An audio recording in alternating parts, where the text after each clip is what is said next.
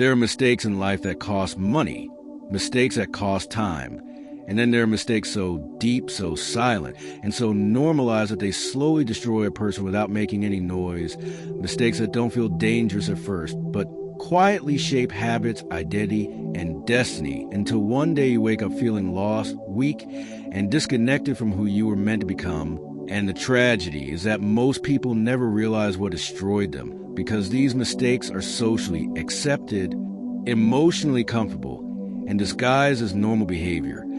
Yet the first and most destructive mistake is living without self-respect, because the moment you tolerate disrespect, ignore your boundaries, or abandon your values to please others, you begin teaching the world how to treat you. And worse, you teach yourself that your needs do not matter. And this erosion of self-respect doesn't happen all at once, but through small compromises.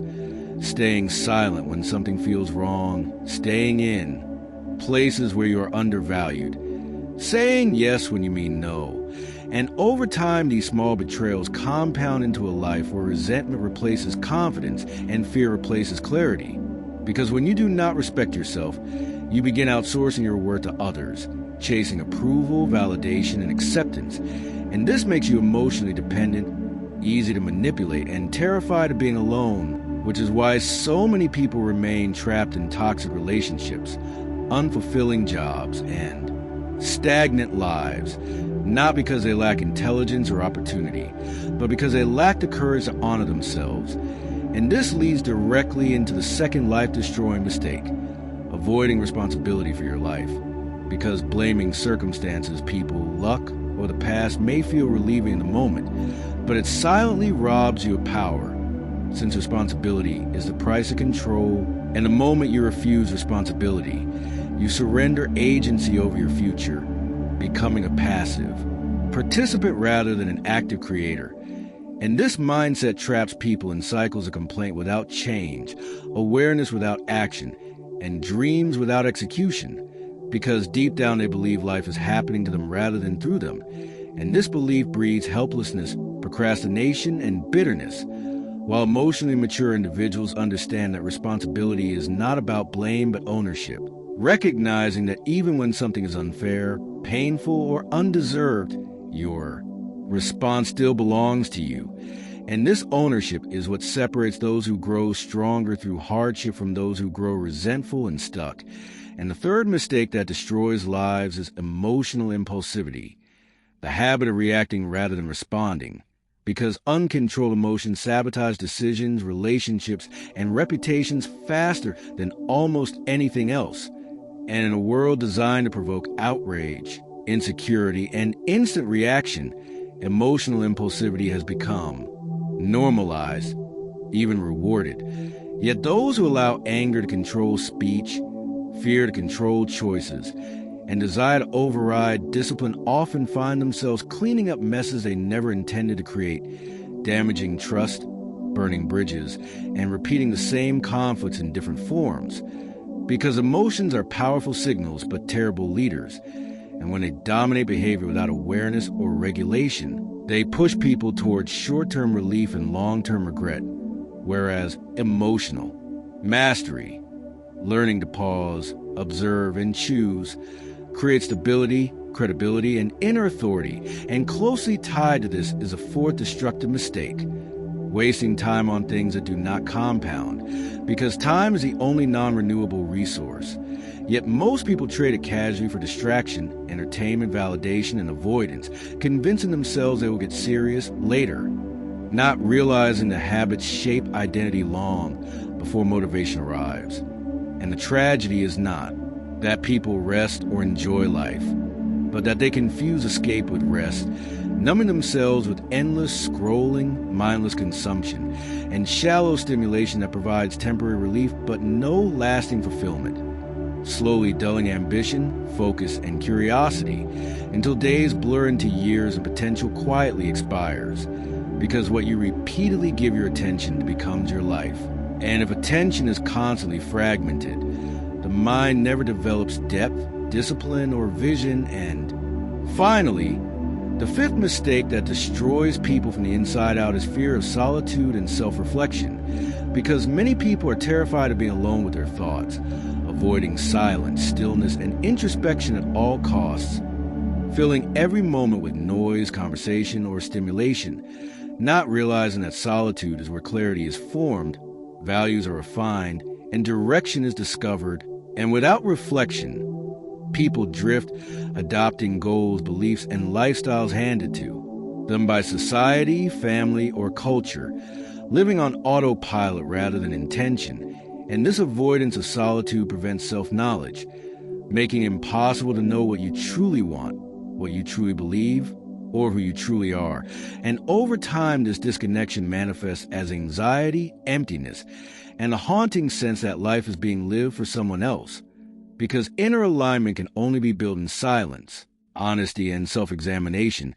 And when these 5 mistakes, lack of self-respect, avoidance of responsibility, emotional impulsivity, wasted attention, and fear of solitude combine, they create a life that feels heavy, directionless, and constrained, not because a person is incapable, but because their inner foundation has been neglected. Yet the powerful truth is that awareness alone begins a reversal, because the moment you see these patterns clearly, you regain choice, and choice is the doorway to change. And while correcting these mistakes requires discomfort, discipline, and patience, it also restores something priceless: self-trust. Because every time you act in alignment with your values, take responsibility for your actions, regulate your emotions, protect your time, and sit honestly with yourself, you rebuild confidence from the inside out, creating a life that feels grounded rather than chaotic, intentional rather than reactive, and meaningful rather than empty, and in a world that quietly rewards distraction, impulsivity, and avoidance.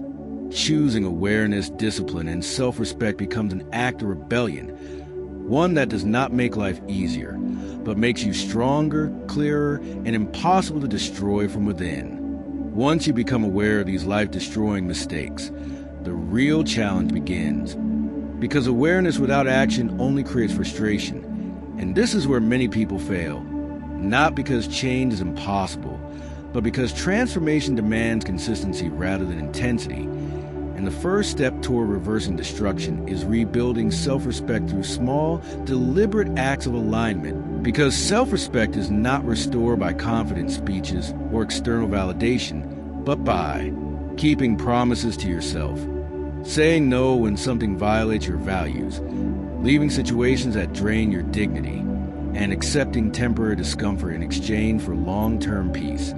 And each time you choose integrity over convenience, you send a powerful signal to your subconscious that you are worth protecting, which slowly rewires how you see yourself and how others treat you. And alongside this, responsibility must replace victimhood completely. Because the moment you stop asking who is to blame and start asking what is within your control, your energy shifts from complaint to construction.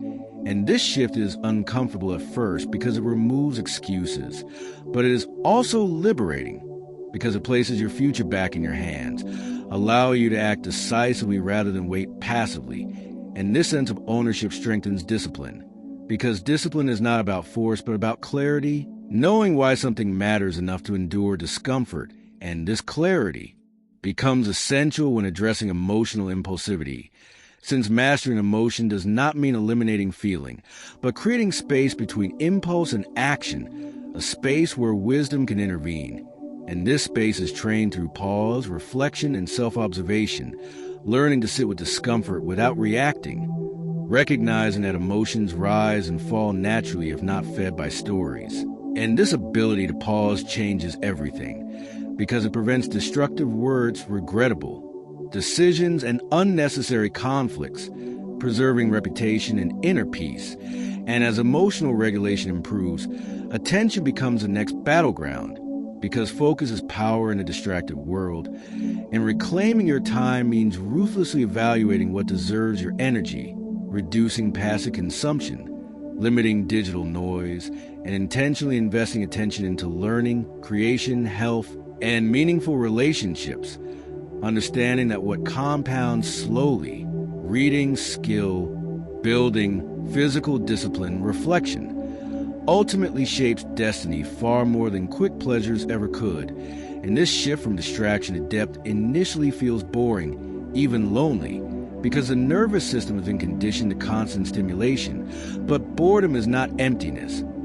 It is a doorway to creativity, clarity, and purpose. And learning to tolerate boredom without escaping it is one of the most powerful skills a person can develop, because it restores autonomy over attention. And finally, solitude must be reframed not as isolation, but as calibration, because regular time alone allows you to audit your life honestly, question inherited beliefs, reassess goals, and reconnect with intuition. And without this introspection, growth becomes accidental rather than intentional. And solitude provides the silence needed to hear your own voice beneath societal noise, helping you realign direction before drift becomes irreversible. And when these corrections are practiced consistently, self-respect through boundaries, responsibility through ownership, emotional mastery through pause, focus through intention, and solitude through reflection, the destructive cycle begins to reverse, slowly at first, then decisively, because identity shifts not through dramatic moments, but through repeated choices. And over time, you no longer feel like life is collapsing inward, but expanding outward. As confidence becomes grounded rather than performative, discipline becomes natural rather than forced, and purpose becomes internal rather than borrowed. And this transformation does not make you immune to hardship, but it makes you resilient to collapse, because your strength is no longer dependent on circumstances, people, or validation, but rooted in principles, awareness, and self-trust. And this is a quiet truth most never learn. Life does not destroy people all at once. It erodes them slowly through neglect, avoidance, and unconscious choices, but it is rebuilt the same way, through small, deliberate acts of self-respect repeated daily, until one day you realize you're no longer surviving by default, but living by design.